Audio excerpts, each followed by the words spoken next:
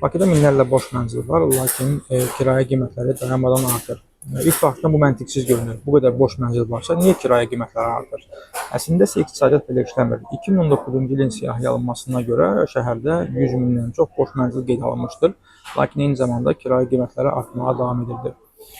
Bunun əsas 3 səbəbini göstərə bilərəm. Birinci səbəb odur ki, boş mənzil mütləq şəkildə kirayə bazarında olan mənzil demək deyil. Evlər adətdə bir hissəsi investisiya məqsədli alınır, bir hissəsində təmir olunur ümumiyyətlə, bir hissəsində ümumiyyətlə yaşayış yoxdur və s.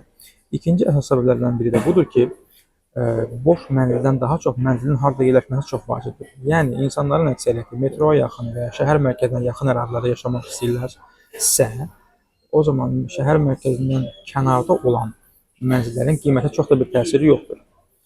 Üçüncü və ən vacib faktor olan biri artan tələbdir. Yəni, şəhərdə tələbələrin sayının artması, regionlardan ölkəyə, Bakıya köçənlərin sayının artması və ya əcnəbi vətəndaşların Bakıda gəlib yaşaması tələbə olan təzyiqi artırır.